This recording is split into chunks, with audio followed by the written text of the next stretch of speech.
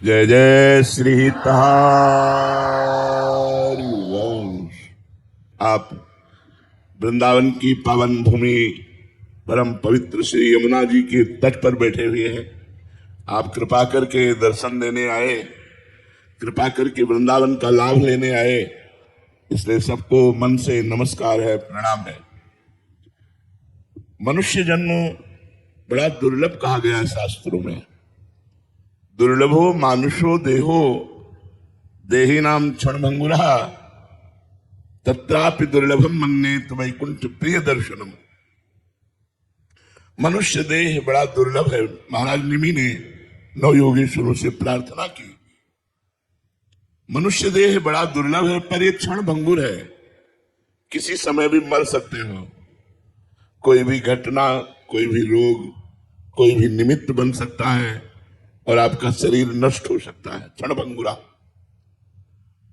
इस दुर्लभ देह की दुर्लभता है। तत्रापि दुर्लभम मन्येत वैकुंठ प्रिय दर्शनम।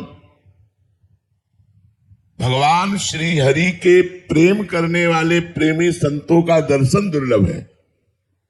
ये बात महाराज जी ने कही। संतों के दर्शन से क्या लाभ मिलता है? पहले तो गोस्वामी जी ने कहा, संत दरस जिमि पातक टरई। दूसरी बात कही, संत संग अपवर्ग कर कामी भव कर पंथ। दो बात कही।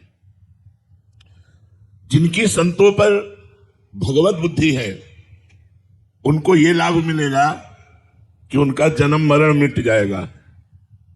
संत संग अपवर्ग कर, अपवर्ग माने मोक्ष। और जिनकी साधारण श्रद्धा है उनके पाप नष्ट हो जाएंगे। संत दरस जिमि पातक टरई। इसलिए तत्रापि दुर्लभम मन्येत वैकुंठ प्रिय दर्शनम। भगवान श्री हरि के प्रेमी जनों का दर्शन प्राप्त होना, उनका संभाषण प्राप्त होना। अब मनुष्य जन्म की दुर्लभता को हम सार्थक कैसे करें? हमारा मनुष्य जन्म लेना सार्थक हो गया कैसे? तो गोकर्ण जी ने अपने पिता को उपदेश किया, धर्मम भजस्व सततम त्यज लोक धर्मान सेवन सदा साधु पुरुषं जहि काम तृष्णाम अन्यस्य दोष गुण चिंतन मासु त्यक्त्वा सेवा कथा रस महो नितराम पिबत्वम। सदैव धर्म का भजन करना चाहिए। भजन माने होता है सेवन, सेवन माने धर्म को धारण करना चाहिए। हमारा शास्त्र क्या कहता है, हमें मनुष्य जन्म लेकर कैसे आचरण करने चाहिए, ये जब ज्ञान होता है तब धर्म का पालन होता है। धर्म किसे कहते हैं? जिसे शास्त्र और संत आदेश करते हैं करो, उसे धर्म कहते हैं। अधर्म किसे कहते हैं? जिसे शास्त्र और संत कहते हैं ना करो, उसे अधर्म कहते हैं। तो धर्मम भजस्व सततम। सततम माने निरंतर धर्म से रहना चाहिए। तो धर्म तो बहुत है। पत्नी का धर्म है पति की आज्ञा का पालन करना, पुत्र का धर्म है माता पिता की सेवा करना, पिता का धर्म है पुत्र आदि की सेवा। तो क्या इससे भगवत प्राप्ति हो जाएगी?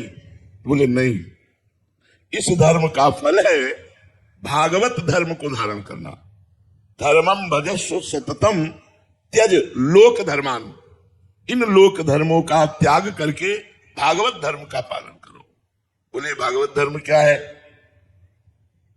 मन से, वचन से, अहंकार से, इंद्रियों से, अनेक जन्मों के स्वभाववश जो जो कर्म बने वो भगवान को अर्पित कर दिए जाए, भगवान के लिए किए जाए और भगवान का नाम जप किया जाए। बोले तो बड़ा कठिन है। तो बोले संतों का संग करो। धर्मम भजस्व सततम त्यज लोक धर्मान सेवन सदा साधु पुरुषं। लोक धर्म का त्याग करके भागवत धर्म में चलना ये बड़ा कठिन है। लेकिन इस कठिनता की पूर्ति जो संत समागम करते रहते हैं उनको हो जाती है। उनमें इतना आत्मबल आ जाता है कि संसार का मोह त्याग करके, अज्ञान त्याग करके भगवत धर्म में चलने लगते हैं। संतों का सेवन करें। तो आगे लिखा कि संतों का सेवन करने में सावधानी क्या रखनी है? बोले जय काम तृष्णाम। ये कामना और तृष्णा, तृष्णा कहते हैं भोगे हुए विषय को पुनः भोगने की इच्छा, और कामना कहते हैं सुने हुए देखे हुए भोगों को भोगने की इच्छा। जब तक कामना लेकर संतों के पास जाओगे, तृष्णा भोगे हुए भोगों को पुनः भोगने की इच्छा लेकर के जाओगे, तब तक भगवत प्राप्ति में बड़ी बाधा है, क्योंकि कामना की पूर्ति हो जाएगी और आपका मन भगवान से हट जाएगा, भगवान में नहीं लगेगा। जैसे भागवत में एक प्रसंग आता है चित्रकेतु राजा का। देवर्षि नारद जी और अंगिरा जी बड़े महात्मा हैं, इन्होंने उन पर कृपा करने के लिए उनके घर पधारे, पर उनके अंदर कामना थी। उन्होंने अपनी कामना रखी कि मुझे पुत्र की प्राप्ति हो।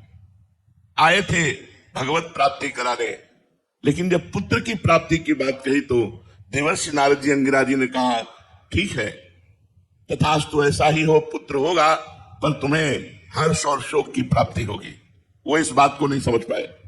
पुत्र हुआ, बहुत सी रानियां थी, उनमें अन्य रानियों को ईर्ष्या हुई कि अब राजा तो बड़ी रानी के पास ही जाते हैं। जब से पुत्र हुआ तो पुत्र को जहर दे दिया, वो मर गया। हर्ष और शोक, पैदा हुआ तो हर्ष, मरा तो शोक। जब वो व्याकुल थे तब फिर देवर्षि नारद जी अंगिरा जी आए और उनकी व्याकुलता को दूर करने के लिए उस जीवात्मा को बुलाया और कहा देखो तुम्हारे माता पिता बड़े दुखी हो रहे हैं।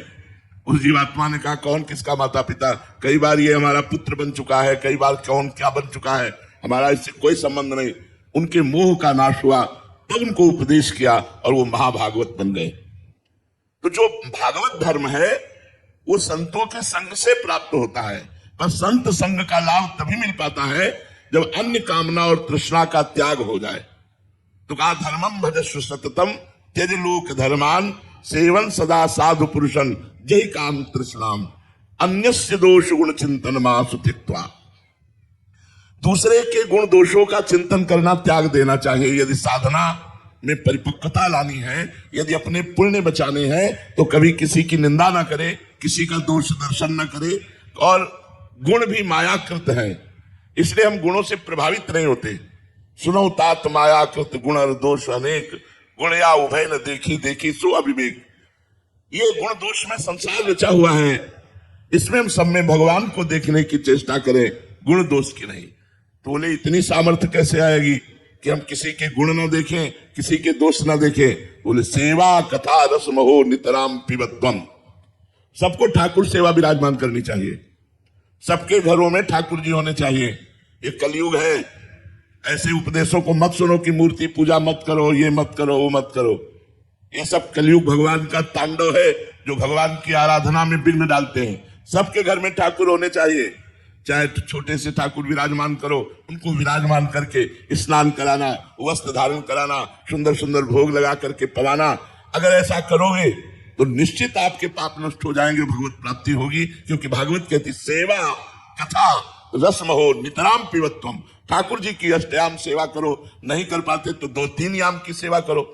और कथा रोज भगवान की चर्चा सुननी चाहिए, इसके लिए कोई समस्या नहीं है। मोबाइल है, आप किसी भी संत भगवान की चर्चा सर्च करके सुन सकते हैं। तो सेवा कथा रस्म हो नितराम पिबत्वम। ठाकुर जी की सेवा हो और भगवान की कथा सुनने को मिले और रोज नाम जप करने को। नाम जप का नियम ले लो। कलयुग भगवान की कृपा से काउंटर चल गया है। तुम्हें तुलसी की माला लेकर जपने में यदि सुविधा नहीं लग रही है तो काउंटर रख लो, राधा राधा राधा राधा। जो नाम तुम्हें प्रिय हो वो खूब नाम जप करो, या जो गुरु जी ने दिया है खूब नाम जप करो, इसी से तुम्हारा मंगल होगा। गुरु पूजा केवल वस्तुओं से नहीं होती, गुरु को तुम्हारा मन चाहिए। सच्ची मानिए, हम हृदय से कह रहे हैं, हमें तुमसे कुछ नहीं चाहिए, कोई सांसारिक वस्तु नहीं चाहिए, हमें तुम्हारा मन चाहिए। यदि तुम हमारी बात मान जाओ और मन से राधा राधा राधा वल्लभ श्री हरिवंश, राधा वल्लभ श्री हरिवंश रटो, गुरु पूजा हो गई। ये करना चाहिए बाह्य वस्तुओं से भी पूजा। फल पुष्पत्रम पुष्पम फलम तोयम ये में भक्ता प्रेक्षति, गीता जी में लिखा है। पत्र पुष्प फल तो जो कुछ है वो गुरु के चरणों में समर्पित करके ये भी पूजा की जाती है। लेकिन सर्वोपम पूजा है गुरु को मन दे देना। इसलिए मन से नाम जप करो, तन से सांसारिक कर्तव्य कर्म का पालन करते हुए उसे कृष्णार्पणम मस्तु करो। उस कर्म को भगवान को समर्पित करो और रोज प्रार्थना करो, हे श्री जी हमारी बुद्धि शुद्ध रहे, हमसे ऐसे आचरण बने जो कभी भी अब हम आपसे विमुख ना होने पावे, आपका चिंतन बनता रहे, यही जीवन का परम लाभ है। खूब नाम जप करो, कोई नशा मत करो, कोई गंदे आचरण मत करो। श्री राधा वल्लभ लाल की